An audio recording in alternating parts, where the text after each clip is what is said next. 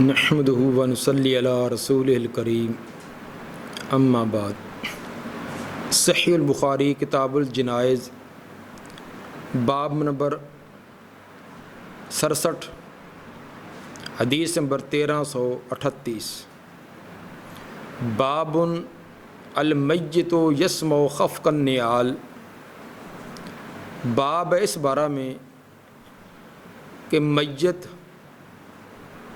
دفنانے کے بعد واپس آنے والوں کے جوتوں کی آہٹ، جوتوں کی آواز یہ بھی سنتی ہے۔ دفن کرنے کے بعد جب اس کے عزیز و اقارب ورثاء واپس پلٹتے ہیں تو اسی وقت ہی میت کو اٹھا کر بٹھا لیا جاتا ہے، ان کے جوتوں کی وہ آہٹ سنتا ہے اور فوراً 2 فرشتے حاضر ہو جاتے ہیں اور حساب کتاب اس کا شروع ہو جاتا ہے۔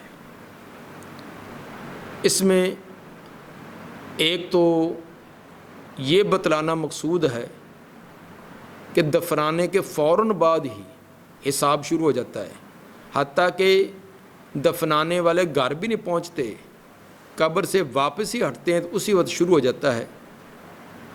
اور دوسرا یہ بھی کہ تاکہ فوت ہونے والا اس کو پورا کا پورا یقین ہو جائے کہ اب اللہ کے سپرد اس کا سارا معاملہ ہے، کوئی اور سہارا اس کا نہیں، نہ دفنانے والے نہ عزیز و اقارب وہ بھی جا رہے ہیں، اب اس کا سارا معاملہ اللہ کے سپرد ہے، اور زندگی بھر جو کچھ کیا تھا اس کا نتیجہ اس کے سامنے ظاہر ہونے والا ہے۔ حدیث نمبر 1338۔ قال حدثنا عیاش قال حدثنا عبد الاعلی قال حدثنا سعید قال وقال علی خلیفۃ حدثنا ابن زریع حدثنا سعید۔ 2 سند امام صاحب لائے۔ پہلی سند کے اندر امام بخاری رحمہ اللہ کے شیخ عیاش اپنے استاد عبد الاعلی سے بیان کرتے ہیں، وہ آگے سے سعید سے۔ دوسری کے اندر فرمایا کہ وقال علی خلیفۃ حدثنا ابن زریع، سعید سے نیچے بیان کرنے والے ابن زریع ہیں، آگے حدثنا سعید پر سند جمع ہو رہی ہے۔ عن قتادہ عن انس رضی اللہ عنہ عن النبی صلی اللہ علیہ وسلم قال العبد اذا وضع فی قبرہ وتولى وذهب اصحابه حتى انه ليسمع قرع نعالهم۔ آپ نے فرمایا العبد اذا وضع فی قبرہ، بندہ جب اپنی قبر میں رکھا جاتا ہے، اتار دیا جاتا ہے، وتولى وذهب اصحابه، واپس پھرتے ہیں اور جاتے ہیں اس کے ساتھی، حتیٰ انہ لیسمع قرع نعالہم، حتیٰ کہ ان کے پاؤں کی آہٹ بھی وہ سنتا ہے۔ وتولی یہ فعل معروف اور فعل مجہول دونوں طرح ہی پڑھا گیا ہے۔ اگر تولی فعل معروف پڑھیں تو تولی اور ذہب دونوں کا فاعل اصحابہ بنے گا۔ عربی گرامر جاننے والے وہ سمجھتے ہیں کہ ایک تنازع الفعلان کی بحث ہے کہ 2 فعل ایک فاعل کے بارے میں اختلاف اور جھگڑا کریں، ہر ایک اس کو اپنا عامل بنانا چاہے، تو یہ اس وقت یہ بحث تنازع الفعلان کی ہو جائے گی کہ تولی اور ذہب دونوں اصحاب اپنے فاعل بنانے میں تنازع کر رہی ہے۔ تو معنی یہ ہوگا کہ دفنانے کے بعد واپس پھرتے ہیں اور جاتے ہیں، پلٹ کر منہ دوسری طرف کر کے جا رہے ہوتے ہیں، تو اس وقت ان کے جوتوں کی آواز سن رہا ہوتا ہے۔ اگر تولی کو تولیہ پڑھا جائے مجہول، تو جب اس کو چھوڑ کر جایا جاتا ہے، دفنانے کے بعد اس کو چھوڑا جاتا ہے اور اس کے ساتھی جا رہے ہوتے ہیں، اسی وقت ہی عطاء ملکان، اس کے بعد 2 فرشتے آتے ہیں، فَأَقْعَدَاهُ، وہ اس کو بٹھا لیتے ہیں، فَيَقُولَانِ لَهُ، اور اس سے پوچھتے ہیں یہاں ایک بحث کہ میت مرد ہے یا عورت کی ہے، نیک ہے یا بد، اس کے بارے میں یہ کہا گیا کہ اِنَّ لَيَسْمَعُ قَرْعَنِ عَلَيْهِمْ، وہ جوتوں کی آہٹ سنتا ہے۔ جوتوں کی آہٹ سننے سے کیا یہ بات بھی ثابت ہو جاتی ہے کہ مردے زندوں کے تمام حالات سے واقف ہوتے ہیں؟ جب وہ جوتوں کی آہٹ سنتے ہیں تو ان کی باتیں بھی سنتے ہیں، باتیں سنتے ہیں تو اگر وہ اس کو آواز دیں تو وہ بھی سنتے ہیں، سننے کے بعد وہ آگے جواب بھی دیتے ہیں، پھر وہ کوئی ان سے طلب کریں وہ بھی دے دیتے ہیں، آگے سگرے کبرے جوڑ کر کئی کے کئی عقیدے نظریے سے کشید کر لیے گئے۔ بات سیدھی سی ہے کہ اس کے اندر ایک خاص وقت کے لیے خاص صورت بیان کی جا رہی ہے کہ جب اس کو دفنانے کے بعد اس کے عزیز و اقارب ورثہ واپس ہوتے ہیں، اسی وقت صرف جوتوں کی آواز۔ اور یہ ایک اصول ہے کہ جتنی بات کے اندر قیود ہوں، حدود ہوں، اتنا مفہوم اس کا مقید ہوتا جاتا ہے، عام بات اس کا مفہوم وسیع ہوتا ہے۔ جب اس کے اندر قید لگا دی جائے، کئی قیودیں بڑھتی جائیں تو اس کا مفہوم محدود ہوتا جاتا ہے۔ مثلا اگر کوئی کہنے والا یہ کہے کہ ضربا زید حامدن، زید نے حامد کو مارا،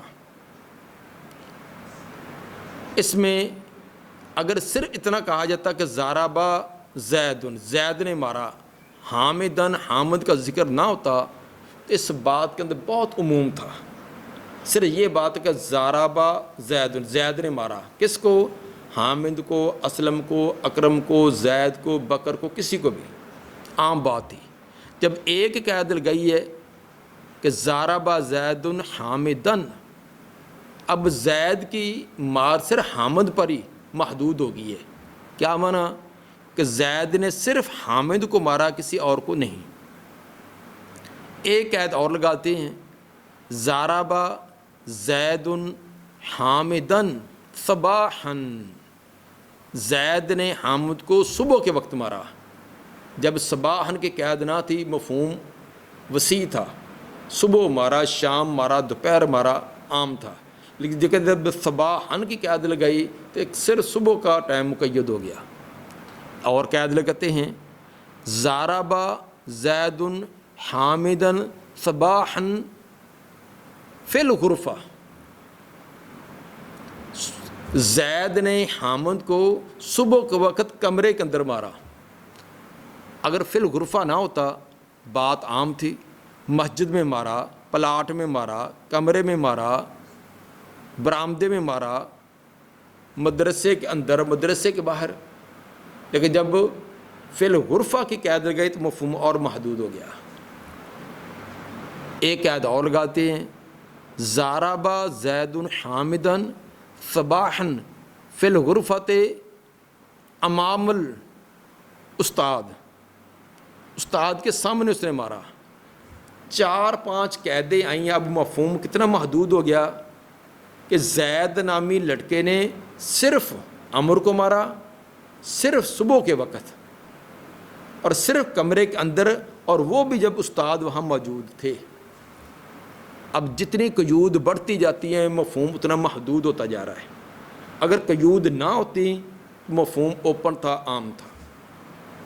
اب اس اصول کے تحت دیکھیے کہ یہاں قیود لگا کر بیان کیا گیا ہے کہ العبد اذا وضع فی قبرہ، بندہ جب قبر میں اتارا جاتا ہے، رکھا جاتا ہے، وتولی وذهب صحابہ، اس کے ساتھی پیٹھ دے کر جا رہے ہوتے ہیں، حتی انہ لیسمع قرع نعالہم، یہاں تک کہ ان کے جوتوں کے آہٹ وہ سنتا ہے۔ کیا معنی؟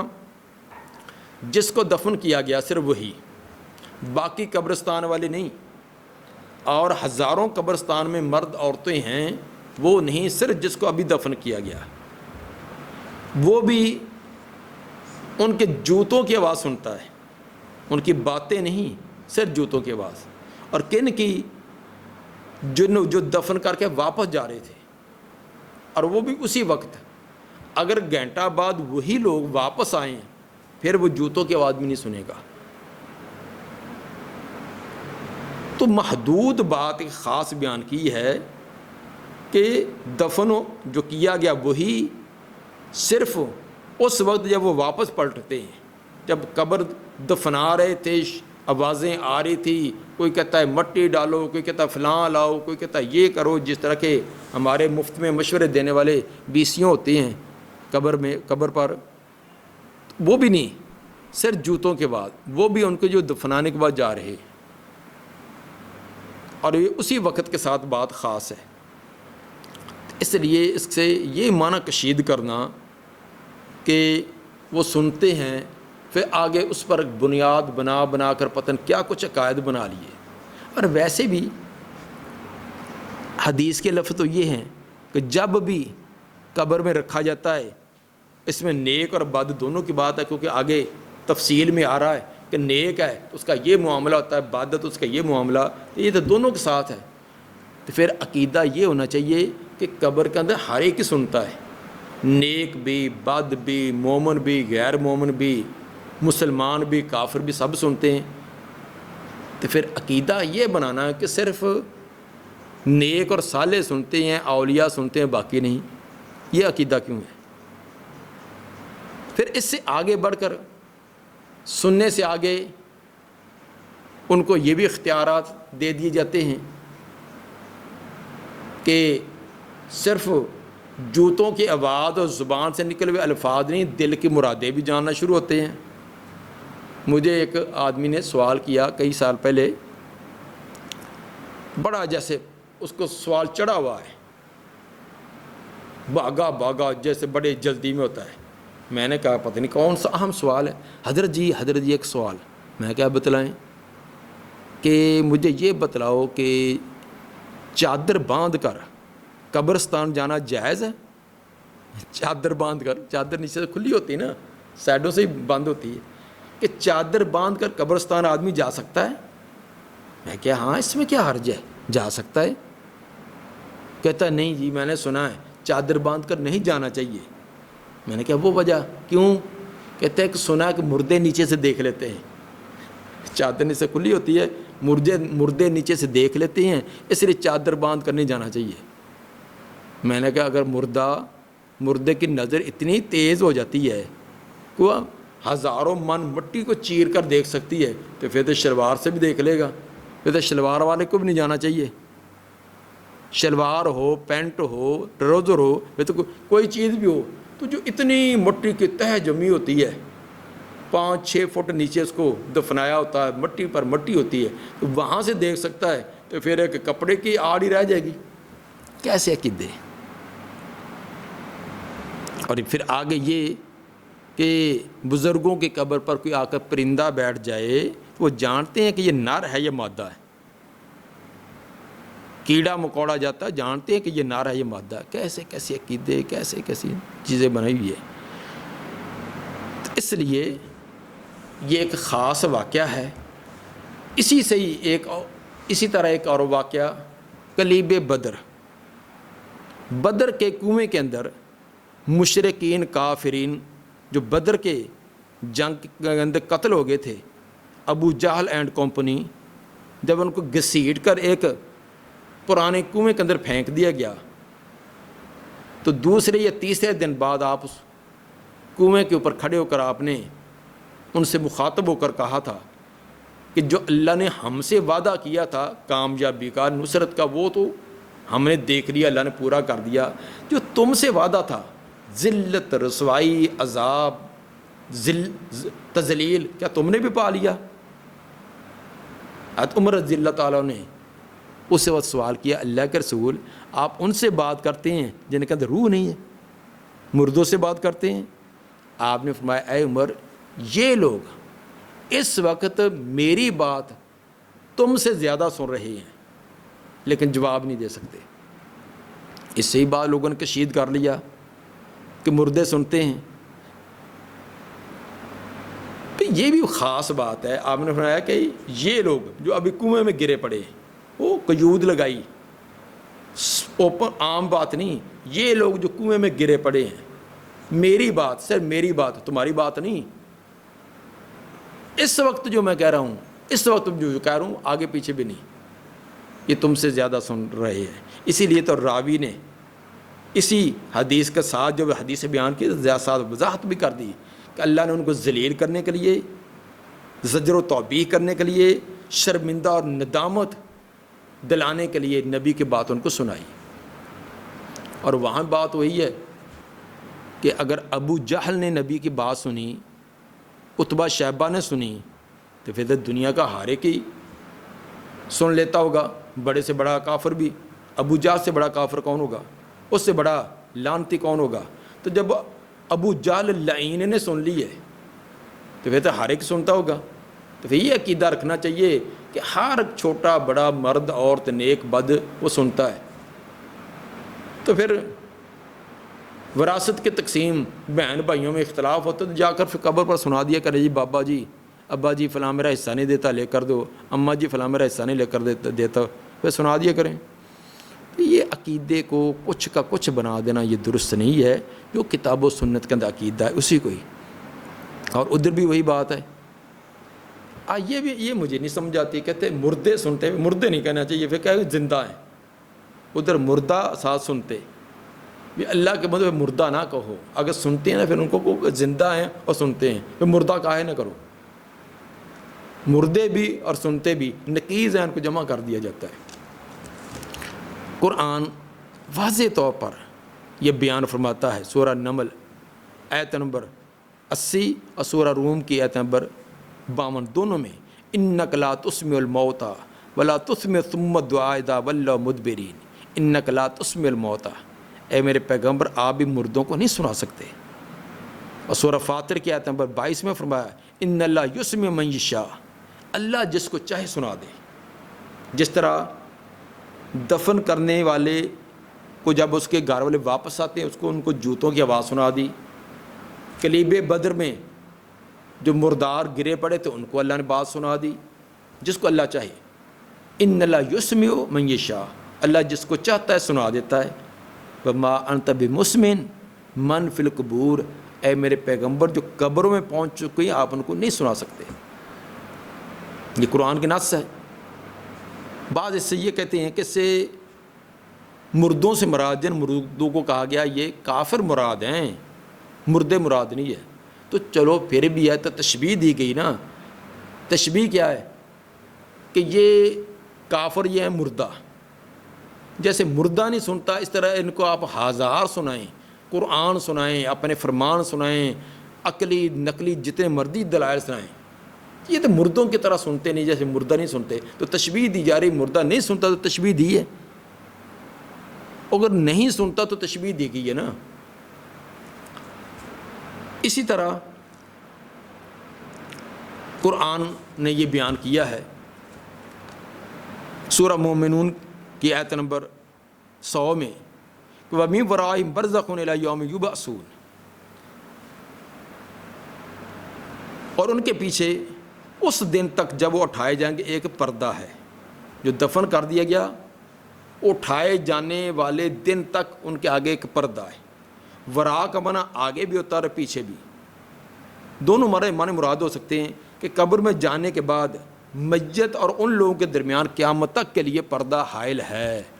نہ وہ ان لوگوں کی کوئی بات دیکھتے سنتے ہیں جنہیں وہ پیچھے چھوڑ آئے, جن کو دفن کر دیا گیا قبر میں, وہ پیچھے والوں کے حالات سے پردے میں ہیں, نہ ان کے حالات کو جانتے ہیں نہ سنتے ہیں. اور نہ ہی پیچھے رہنے والے ان کی بات قبروں میں جانے والوں کے حالات سے واقف ہے. ان کا قبروں کے ساتھ کیا ہو رہا ہے, کیا منظر ہو رہا ہے, وہ نہیں جانتے. الا یہ کہ جن کے بارے میں اللہ نے, رسول نے ان کی خبر دے دی, ان کے بارے میں رکھیں گے. باقیوں کے بارے میں فرمایا نہ وہ ان کے حالات سے واقف ہے, نہ یہ ان کے حالات سے واقف ہیں. تو اس لیے باقی رہا نبی صلی اللہ علیہ وآلہ وسلم کے متعلق بھی اب آپ کی ذات سے زیادہ مقدس، مطہر، سب سے زیادہ علم و عمل، فضیلت، شرف، مرتبہ اور مقام والی کائنات میں کون ہستی ہو سکتی ہے؟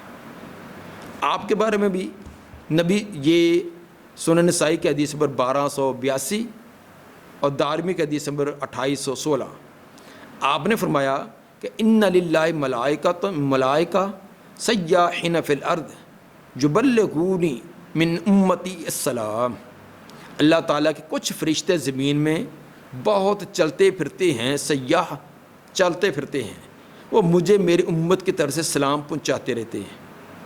اللہ کی طرف سے کچھ خاص فرشتے مقرر ہیں جو زمین میں مختلف جگہوں پر وہ چکر لگاتے ہیں، گھومتے پھرتے رہتے ہیں، جہاں کوئی میرا امتی مجھے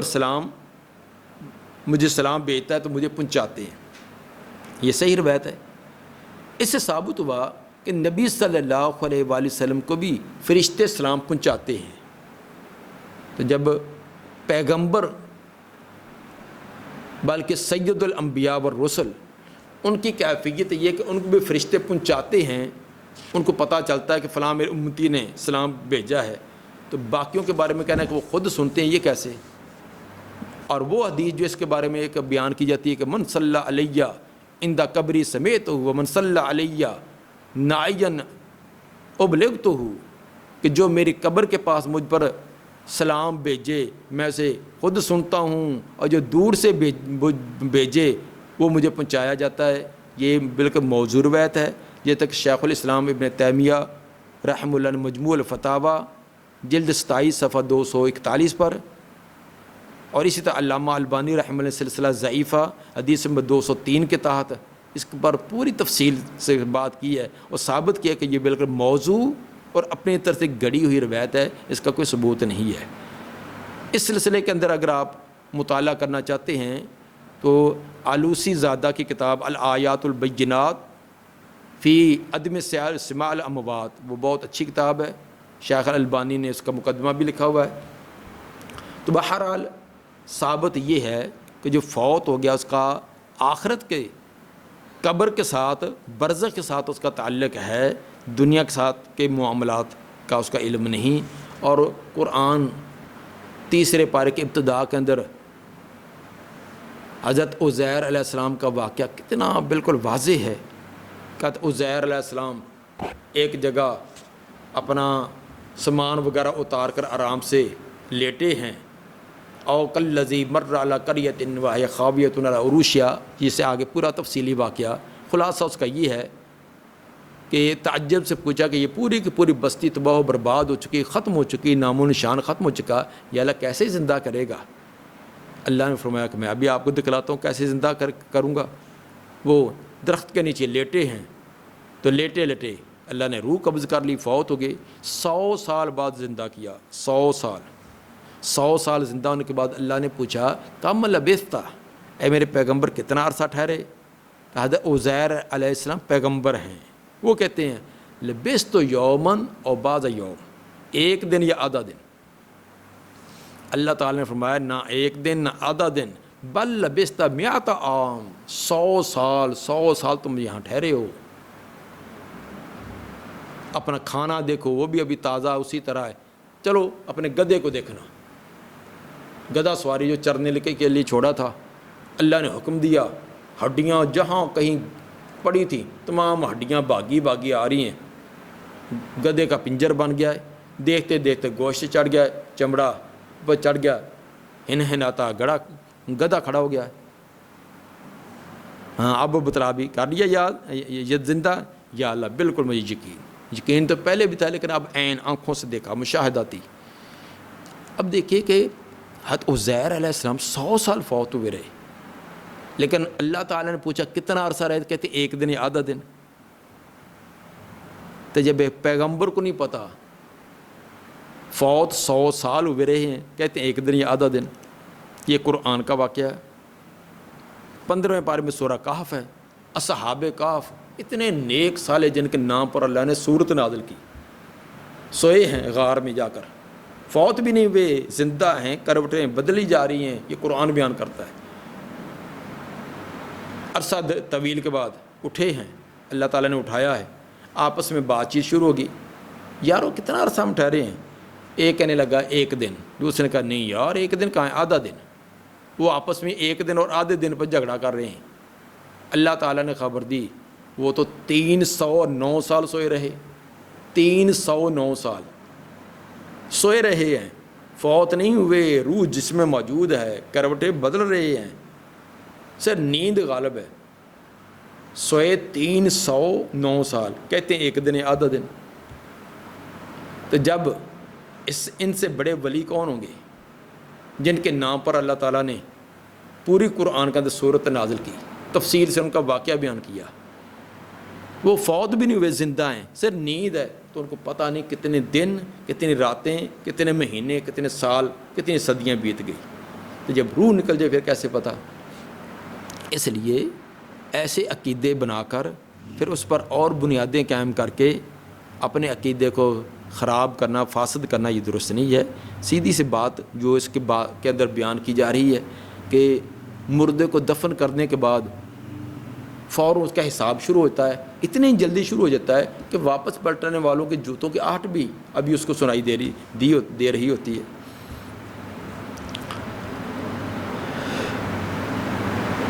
العبد اذا وضع فی قبرہ وتولی وذهب اصحابہ، بندہ جب رکھا جاتا ہے قبر میں اور اس کے ساتھی واپس پلٹتے ہیں، حتیٰ انہ لا یسمع قرعن عالم، حتیٰ کہ وہ ان کے جوتوں کے آہٹ بھی سنتا ہے، اتاہ ملکان، اس کے بعد 2 فرشتے آ جاتے ہیں، فوراً 2 فرشتے آ گئے، فاقعداہ، اس کو بٹھا لیتے ہیں، فیقولان لہ، اس کو کہتے ہیں ما کنت تقول فی ھذا الرجل محمد صلی اللہ علیہ وسلم، اس کو بٹھا لیتے ہیں۔ تو فرشتے ثابت ہوا کہ قبر کے اندر حساب کتاب ہے، یہ وہی قبر ہے جس کے اندر ہم مردوں کو دفنان کر آتے ہیں، یہ کوئی اور قبر نہیں ہے جس کا کوئی بعد نے منکرین عذاب قبر انہوں نے پتہ نہیں کون سی قبر فرض کر لی ہے۔ جہاں انسان مرنے کے بعد گیا وہی اس کی قبر ہے، مٹی کی ڈھیری ہے یہ، وہ پانی کی تہ ہے، جانوروں کا پیٹ، جہاں کہیں بھی مرنے کے بعد اس کا جسم ہے، ریزے ریزے ہو گیا وہی اس کی قبر ہے، اور اسی کے ساتھ اس کا حساب کتاب ہے۔ کیفیت کیا ہے؟ کیفیت ہماری آنکھوں سے اوجھل ہے، وہ ہم نہیں جانتے۔ اس کے اندر اپنی عقل کہ میری عقل میں نہیں آتا تو اپنی عقل کو سنبھال کر رکھ، تیری عقل میں تو 20 چیزیں، ہزاروں چیزیں جو نہیں آ رہی، کتنی چیزیں جو چند سال پہلے نہ سائنسدانوں کو پتا تھا، نہ کہ ماہر فلکیات کو پتا تھا، آج وہ اعتراف کر رہے ہیں۔ کچھ صدیوں پہلے ایٹم پہلے یہی تصور کیا جاتا ہے ایٹم سب سے چھوٹا ذرہ ہے، تمام سائنسدانوں نے ٹیلر لگا لیا تھا، اس بات پر متفق تھے کہ سب سے چھوٹا ذرہ ایٹم ہے، لیکن اب دریافت ہو گیا کہ ایٹم سے بھی چھوٹے ذرات ہیں۔